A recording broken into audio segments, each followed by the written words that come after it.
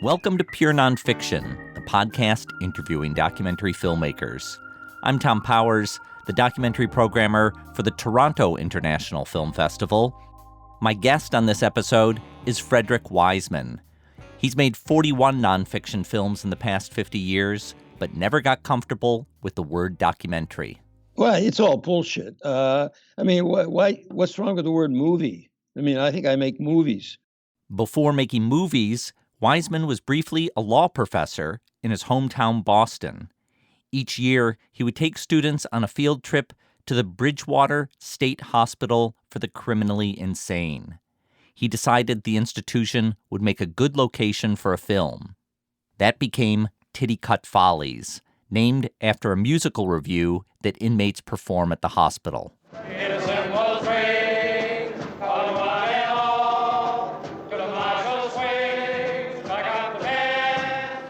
This is a theater of the absurd, with little hope for escape. Here's an exchange between a doctor and a patient. Well, Vladimir, as I promised you before, if I see enough improvement in you. But how can I improve if I'm getting worse? I'm trying to tell you, day by day I am getting worse because of the circumstances, because of the situation. Now you tell me, until you see an improvement, each time I get worse. So obviously it's the treatment that I'm getting, or the situation, or the place, or the patients, or the inmates. Well, I do not know which.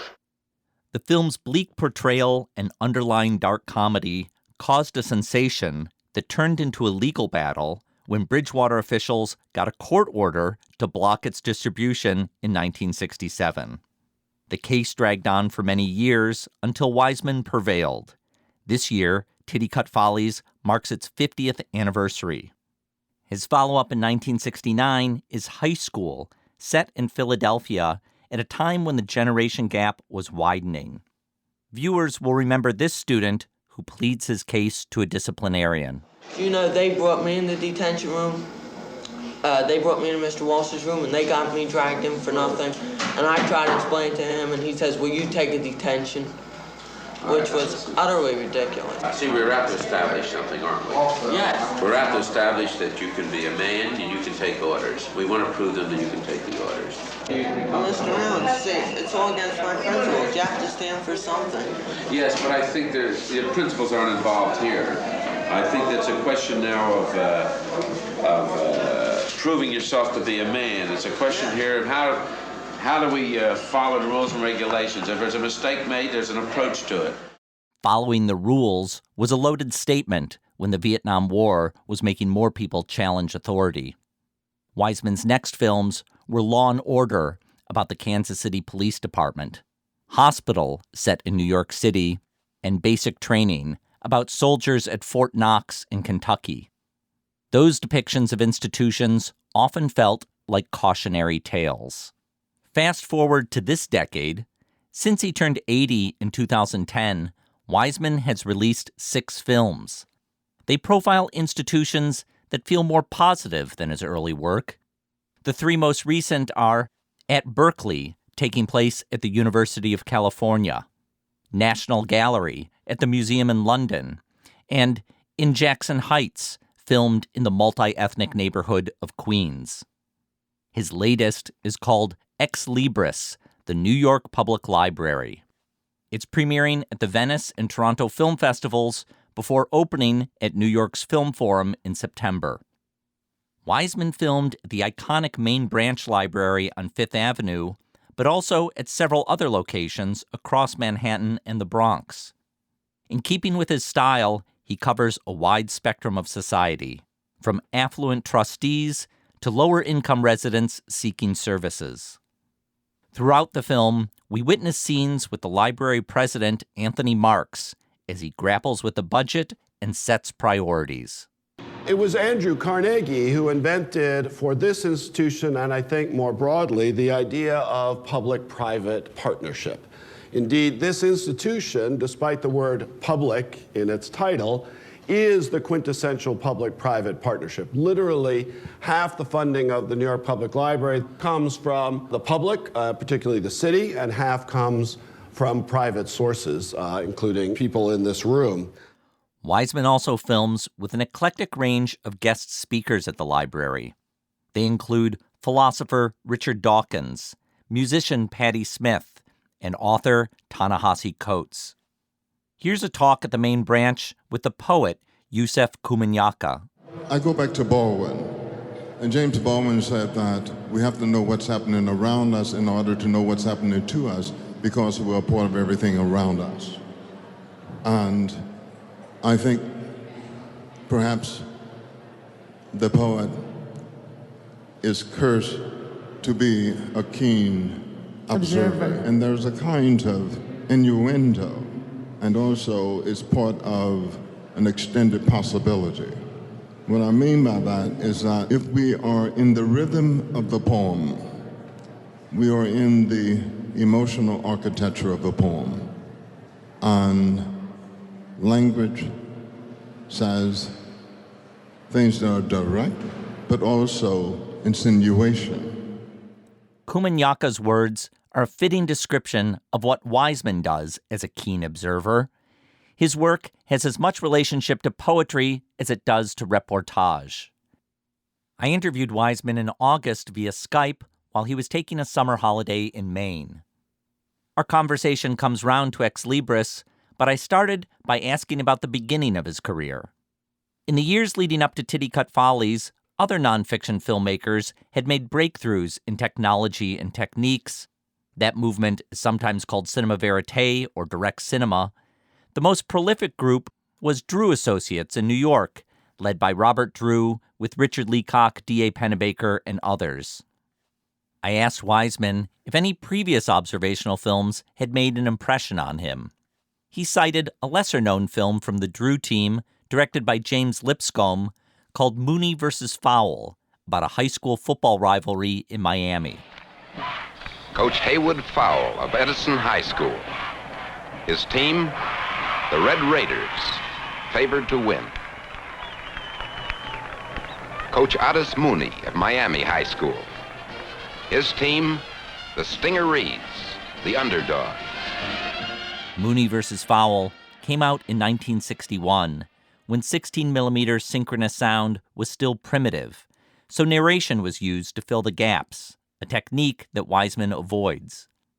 I asked Wiseman where he would have seen Mooney vs. Fowl.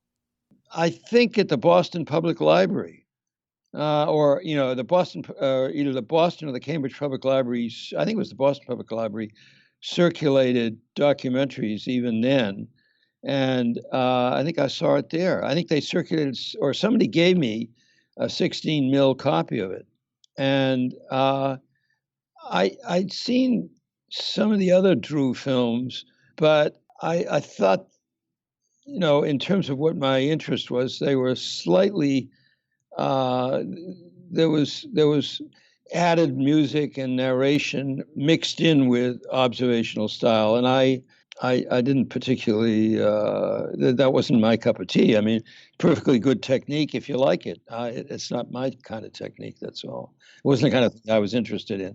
Even though I hadn't yet done anything, I preferred the, although I don't much like the term observational either, because that's much too passive. It to me, I don't know whether other people have some association to it. It means sitting in a corner and just watching what's going on.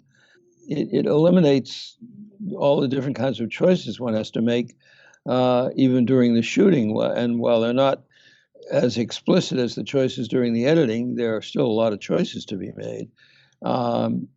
So that's why I object to the word observational. It's funny to me because in the documentary fields, I feel people are constantly debating different terminology, whether it's cinema verite or observational or the word documentary itself. Well, it's all bullshit. What's wrong with the word movie? I mean, I think I make movies. That's as good an omnibus word as as exists. I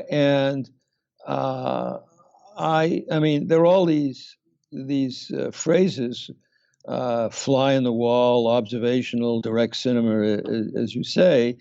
But I mean, I don't quite understand the need for them. I mean, don't you think there is a difference between writing a script and hiring actors to play people versus filming people who are acting out their real lives? Of course, there's a difference, but there's also similarity. But the end result is something that's projected on a screen, or a screen is a stand-in for all the different ways of projection. As much as there are differences, there are similarities. I mean, a documentary. I mean, in my kind of movie, I'll avoid using the word documentary. You find the film in the editing. In another kind of movie, you pretty much shoot what's written, even though it allows for some improvisation both during the editing and the shooting. But the goal in each case is a dramatic narrative structure, because otherwise it doesn't work. Otherwise, it's not interesting to watch. I can see where there might be some use for academic purposes, although I'm not sure about that even, because too much the terms have to carry too much weight, and they don't sustain the weight.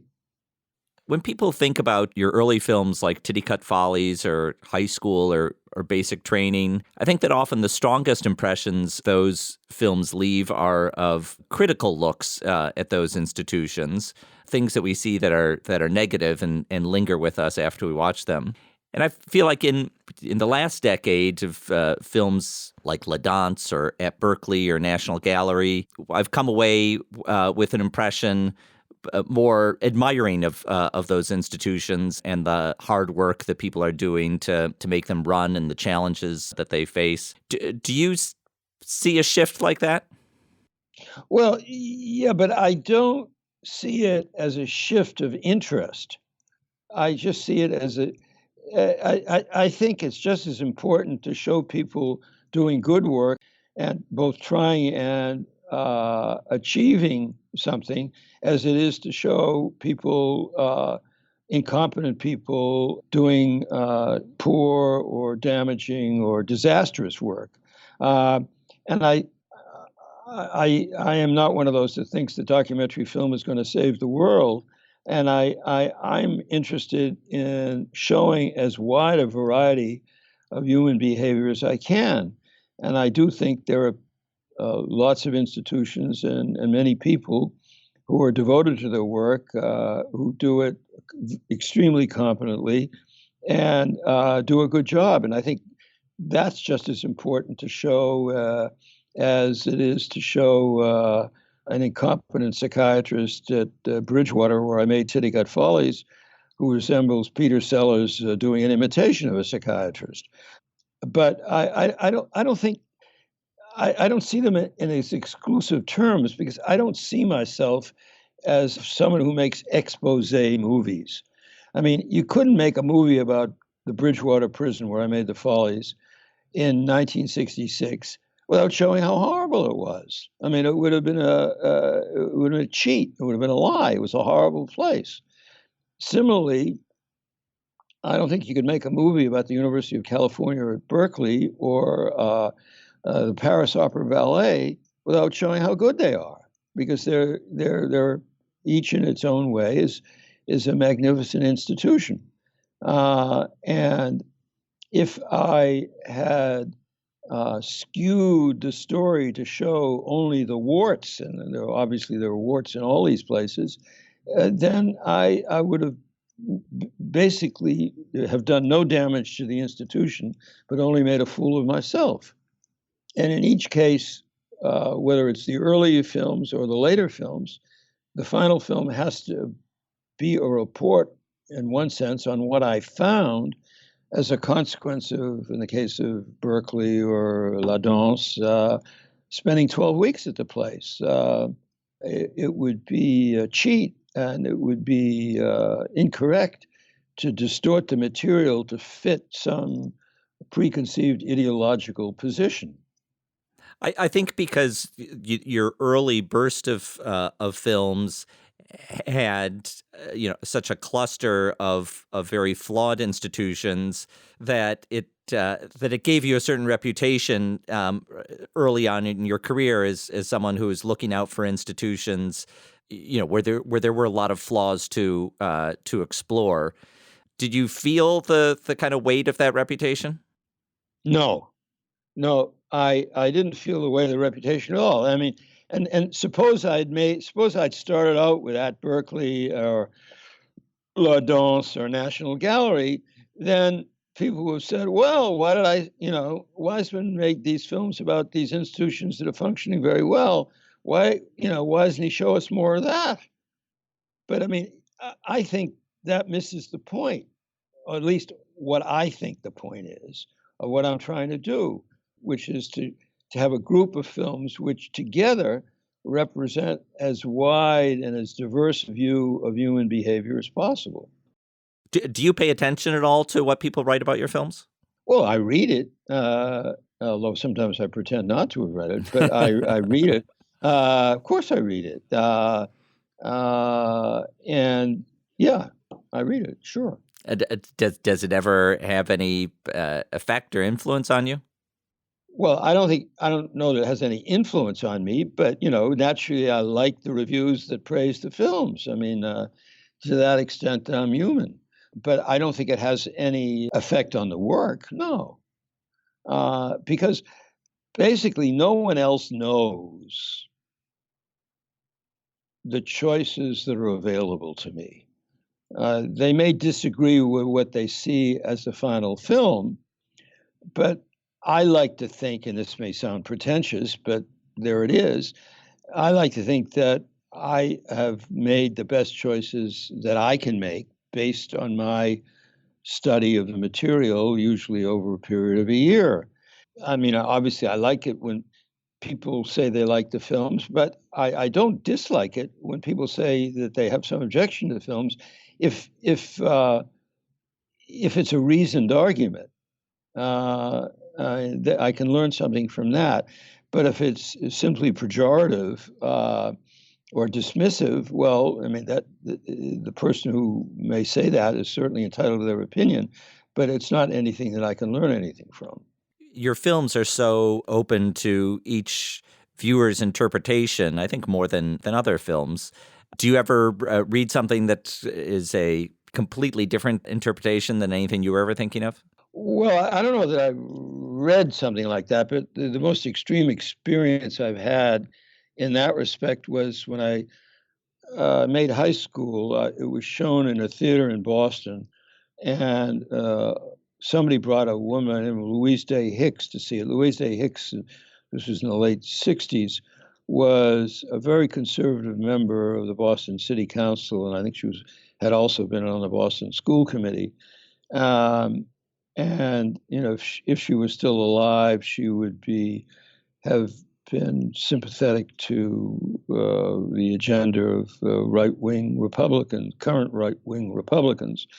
And she saw high school, and in my view, high school is a rather sad comedy and is quite critical of the kind of education that was offered at Northeast High in Philadelphia at that time. I was surprised that she came to see the film, and when I was introduced to her afterwards, I naturally was wondering what she was going to say, and she said, "Mr. Wiseman, that's a wonderful film. I would appreciate if you could tell me how we could get high schools like that in Boston." Now,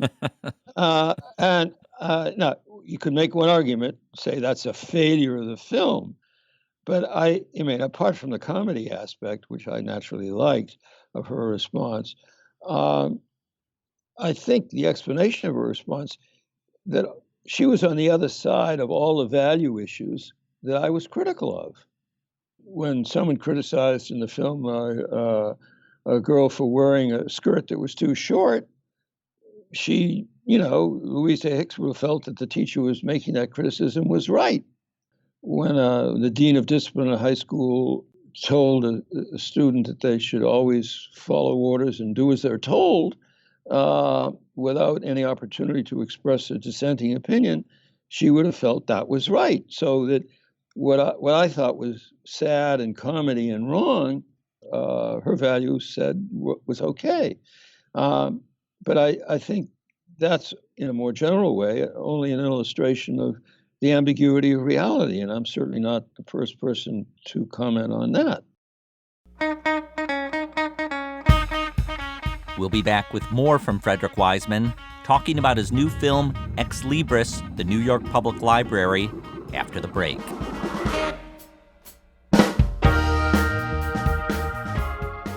If you love documentary film, you'll want to mark your calendar for America's largest documentary festival, Doc NYC, taking place in New York City from November 9th to 16th. There are hundreds of films and events. If you're a filmmaker or aspiring filmmaker, don't miss Doc NYC Pro, the 8-day conference during the festival that features panels, masterclasses, and happy hour networking sessions. You can attend Doc NYC Pro with either a 4-day pass or an 8-day pass. Save money with the early bird rate available until September 21st. For more information, go to docnyc.net.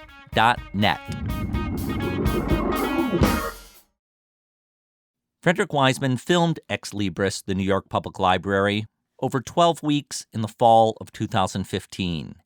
He captures a multitude of library services, preschool classes, Braille education, computer lessons. We witness how the library functions as a lifeline for lower-income and immigrant communities. At a meeting, one Bronx librarian makes a plea for resources. There is an urgency around this. We cannot fail. I mean, if parents are coming, pleading to you, I can see in their eyes their need. They want their kids to be successful. Their whole family depends on this generation. The library cannot fail. So is a library something that you have had in your mind for a while to approach as an institution? I guess I came up with the idea when 3 or 4 years before I made the film, I was sort of casting around for thinking about other subjects, and it occurred to me a library, and then I got involved in other things. And then in 2015, when I was looking for another subject, I reminded myself of my interest in the library, and I contacted Anthony Marks, who's the head of the library, and asked his permission to make the film. So was it always New York that was on your mind? It could have been Boston or Paris or another library? Yeah, it was always in New York because, in my mind, New York Public Library, I don't know how I knew it, but it was my impression, which I think turned out, I think, to be correct when I began to learn more about it, is one of the great public libraries of the world. In America, its archival collection is comparable or to the Library of Congress, and it's right up there with the Bibliothèque Nationale in France and the Library of Congress, and the libraries in England as one of the great libraries and archives of the world. So that was an easy choice for me. In addition, I like making movies in New York. I made a lot of movies in New York. In what ways is New York a unique backdrop? Like, how is it different making a film in New York versus Paris, which is another cosmopolitan city? Well, the food's better in Paris, but no. I didn't ever deliberately set out to make a bunch of movies in New York. It just turned out that way. For subjects like the New York Public Library, or for the movie about the American Ballet Theater, well, New York Public Library has this deservedly great reputation, and New York is the center of dance in America, and the ABT is one of the great dance companies in America. So that it's not hard to explain away that New York is certainly the center of modeling in America. So that's why I did model in America, model in New York, rather. I certainly could have made racetrack at the Preakness track or Kentucky Derby, but there was the Belmont in New York, so why not? I made welfare in New York because I was interested in big city welfare offices. Again, I don't know that I ever thought it through and came to the conclusion that these movies had to be, or the other movies like Welfare and Hospital had to be made in New York, I just decided instinctively that New York was the place to do it. I remember early in my career, I was working on a film for another director about an animal hospital. And originally we were going to be filming at an animal hospital in New York. And then they had a big scandal, so they wouldn't let us in. And we shifted to an animal hospital in Philadelphia. And I remember the director feeling a lot of disappointment over that shift because he just felt in New York you were going to get more characters, more, valuable characters. And I wonder if you find a quality to the people who come before your camera in New York that's different than other places. No, I mean, I've made movies in 23 states. For film purposes, there's no shortage of good characters everywhere. I mean, human nature is not different in New York than it is in Alabama. Mm-hmm. You find different expressions of it, but you still find great material. I mean, in my experience, you find great material, wherever you look. Mm-hmm. You just have to hang around long enough. Well, let me ask you about that, because I think that there are many documentary filmmakers who budget their time based on where they think dramatic situations are most likely to happen. And I think that in some films, you've placed yourself in institutions where drama is likely to be plentiful, like Law and Order or Welfare. But often you're placing yourself in institutions that, feel much more staged, like a library where, showing up on any given day is not likely to film a crisis moment for someone. And yet, in your films, you do capture these kind of quiet moments of emotion in people's lives and, moments that are revealing or funny. Or dramatic, maybe not in a big way, maybe in a small way, and sometimes in a big way. So I wonder, how you think of your methodology. Well, I mean, I think of every time I start a film, I think I'm going to Las Vegas, in the sense that it's always a roll of the dice, because all I really know, the only judgment I've made in advance is that I take the risk. That's the bet. That if I hang around at the library long enough, I'll learn something about how the library works, and I'll have enough material out of which I can cut a dramatic narrative film. But beyond that, I don't really know, because I don't do any research in the sense that I don't hang around the place for a long period of time. I spent a day at the library before I started shooting. The only time that I didn't do that was when I made the movie about the Comédie Française, where I hung around for 3 months. But I had to hang around. That was a necessity, not for research purposes, but because I had to get the permission of 23 unions. And I had to meet the members of the union. They ultimately had to take a vote to allow me to make the film one, to allow me to make the film, and two, to make it without paying them. But that's the only time I've spent more than a day at a place before the shooting started. So I make the judgment, and I take the risk that if I stay at the place, I'll find something. But what I'm going to find, I don't know. I mean, I'm it's wishful thinking in the beginning. Do you kind of make a calculation at the end of a day of shooting with your cameraman, John Davey, like, well, we really got something today, or we didn't? When you get a really good scene, you know it. But sometimes you're not right. Sometimes you think a scene is really great. For scenes like the serial vomiting scene in a hospital, or the scene in Law and Order where the cops strangle a woman who's accused of prostitution. I mean, obviously, those are good scenes, and you're going to use them.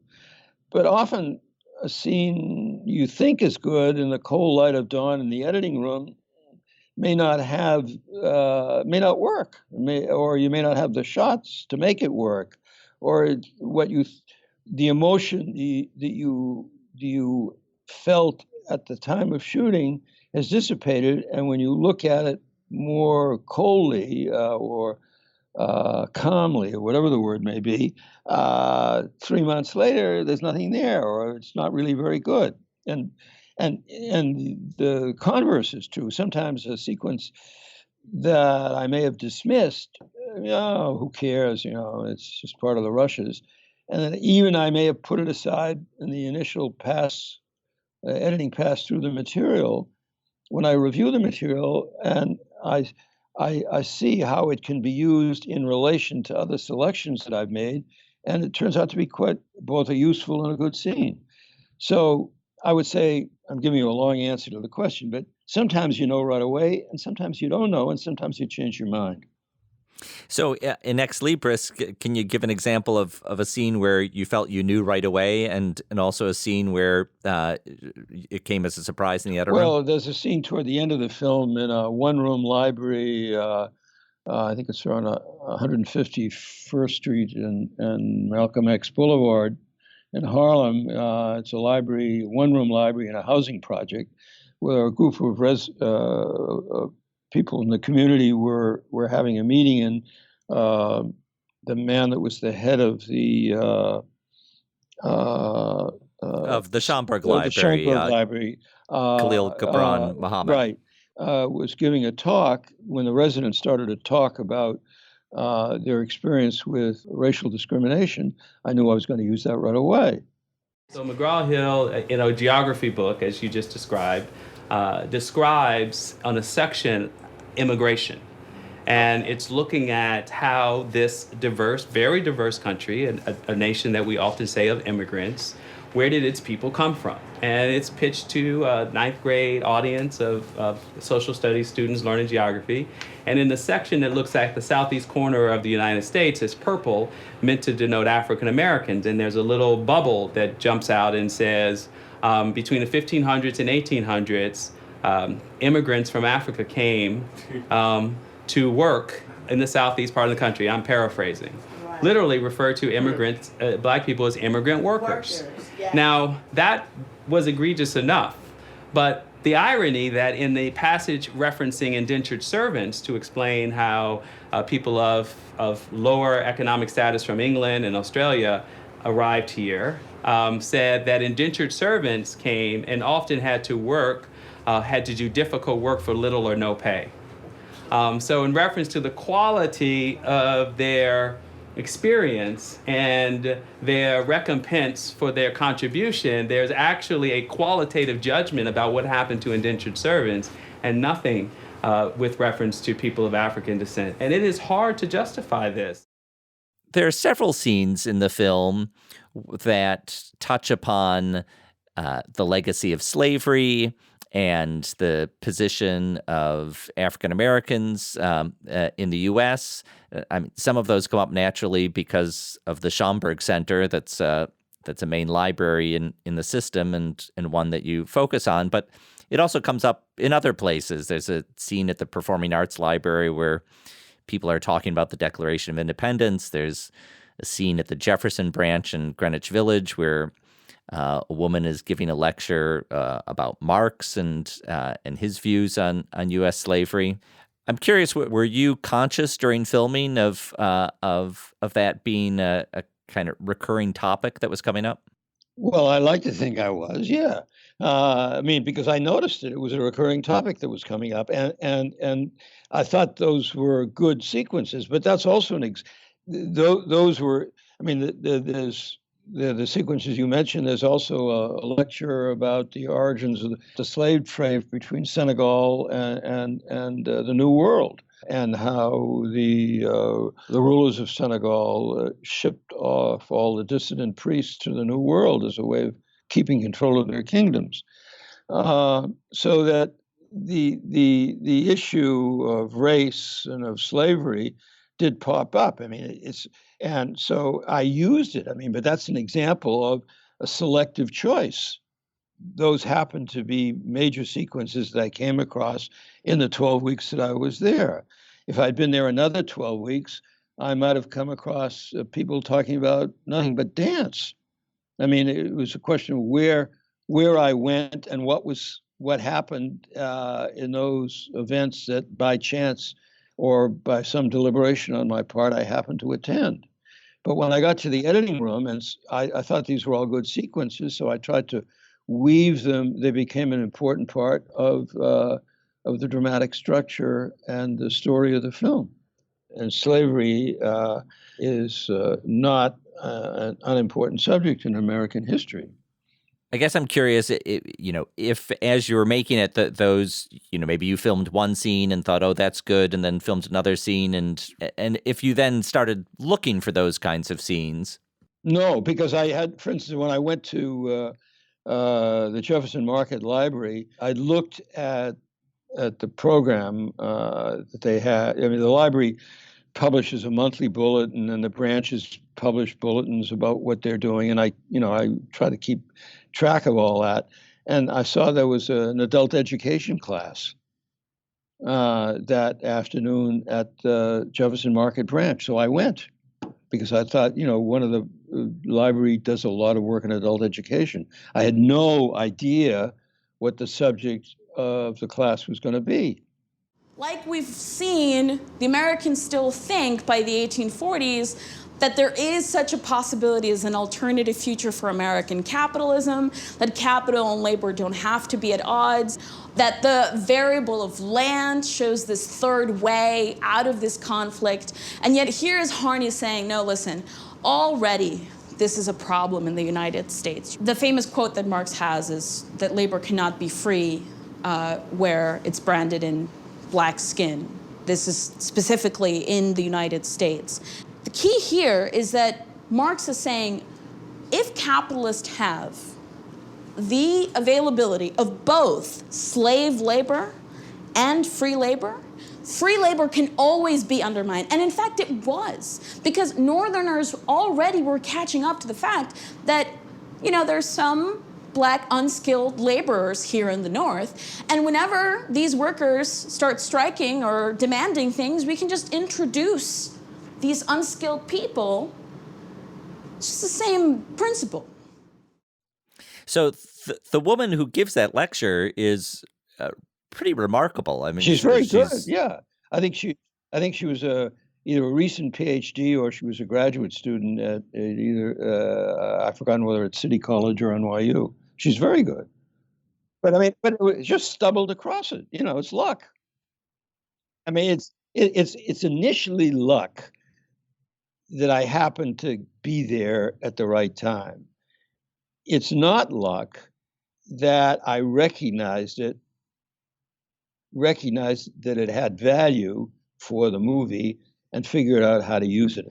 That's the consequences of choices that I made. The fact that I happened to be present for that was a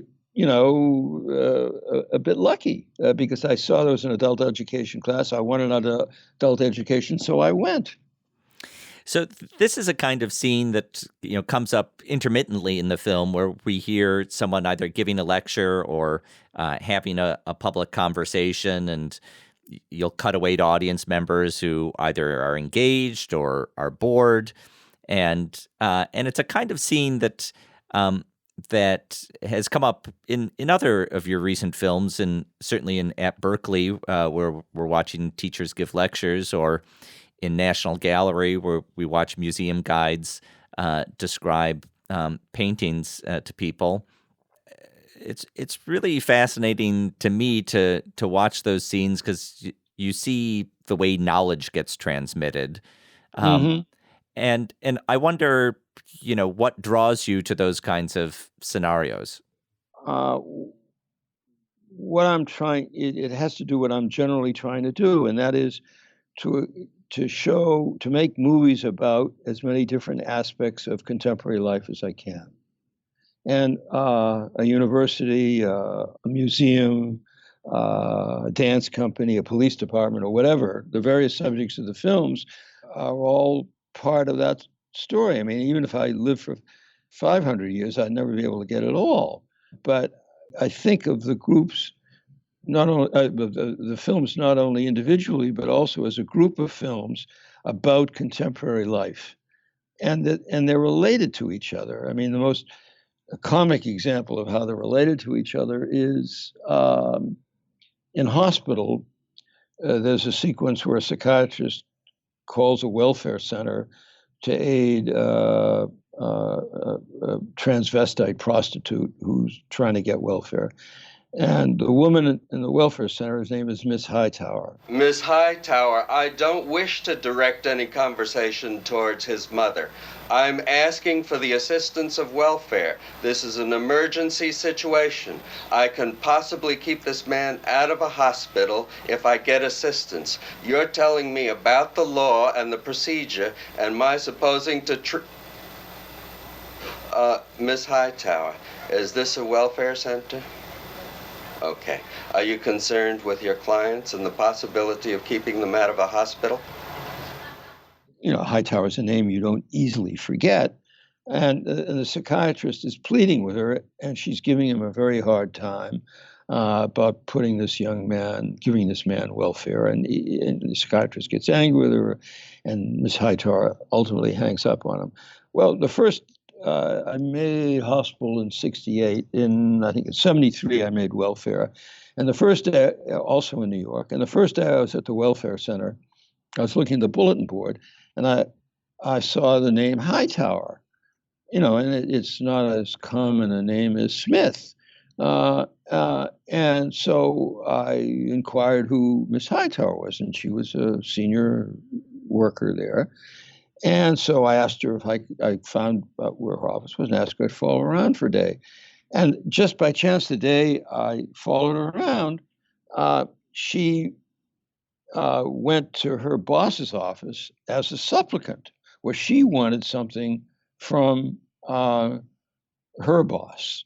I should have been the supervisor of general service because I had the seniority, I had the training, I've had the courses. I've been to Fordham. I've had casework 1, casework 2, personality and behavior 1, personality and behavior 2, administration and juvenile delinquency. Now that fits me for something. I haven't been just sitting on my rear, not keeping abreast of the times. I've always kept up. And I think I deserve better than the kind of fair shuffle that I've been getting here in this welfare department. Because this man is a czar, and he's going to put in who he wants to put in. Why don't you discuss That's it with all. him? If you have Just discussing it. It was a link between the two movies on a similar kind of issues.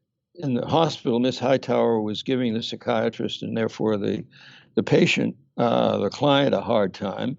And in welfare, we actually see what Miss Hightower looks like, and she is the supplicant and not getting what she wants. Another example. When I made Belfast, Maine, which is a movie about a small town in Maine, I was it's a town of 6,500 people and covers a rather large geographical area. I needed something to help me know where to go. I mean, partially I looked at the newspapers and saw the events that were listed for each week. But one of the things I did was to go to the places that were the subjects of my previous films. So that in Belfast, I went to a welfare center. I went to a high school. I hung out with the police. I went to a dramatic club rehearsal. So by going to these places, which are common institutions in any community, it all at the same time gave me a way of structuring the film and knowing where to look for material. And while it simultaneously was a reference to the other films, which were whole films on a welfare center or a hospital or a high school or a police department. When I look at your career, it appears very steady. Like you've had the same company, you've had the same marriage. There are some critics who get your work and some who don't, but it's not like you've had a disastrous bomb or a runaway hit. Either one can derail a filmmaker's career.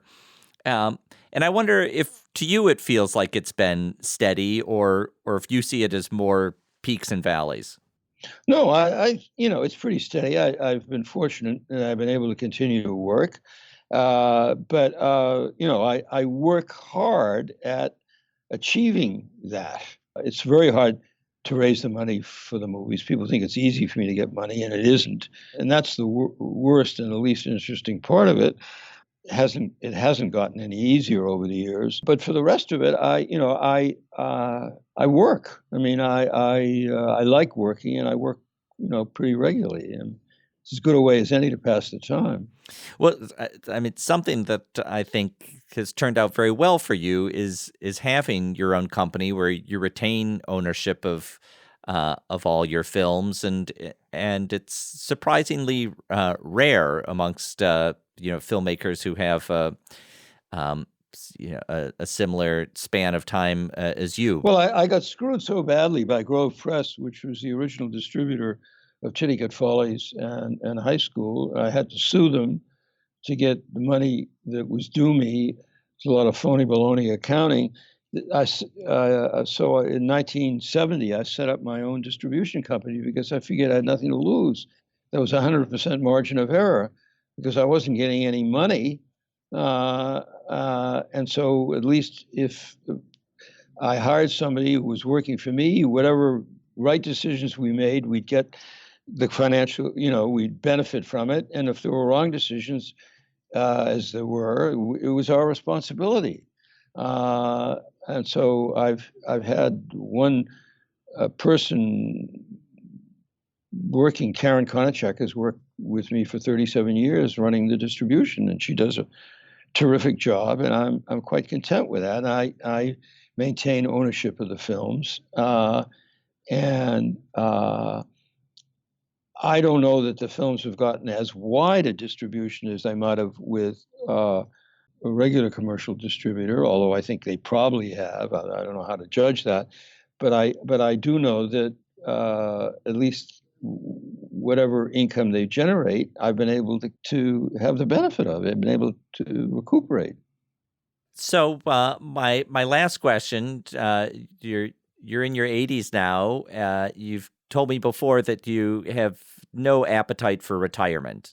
Well, I have no appetite for retirement. I don't know what I'd do with myself. I'd be lost. I like working. I mean, and I've seen too many people who retire who fall apart instantly. I mean, it's a cliche, but I've seen many illustrations of it, and I don't know what I do with myself. I mean, I like editing, for example, and I like shooting, and I'm still still have the energy to do both. I want to thank Frederick Wiseman for talking to me. His new film, Ex Libris, the New York Public Library, is playing at the Toronto International Film Festival and opens September 13th at New York's Film Forum. Thanks to our team, series producer Sarah Moto, sound mixer Tom Micah, web designer Cross Strategy, and social media master Jordan Smith. Our theme music is composed by Andre Williams, and our executive producer is Rafaela Nehausen. I'm Tom Powers. You can follow me on Twitter at THOMPowers. Pure Nonfiction is distributed by the TIFF Podcast Network. You can read our show notes, learn about live events, and sign up for our newsletter at purenonfiction.net.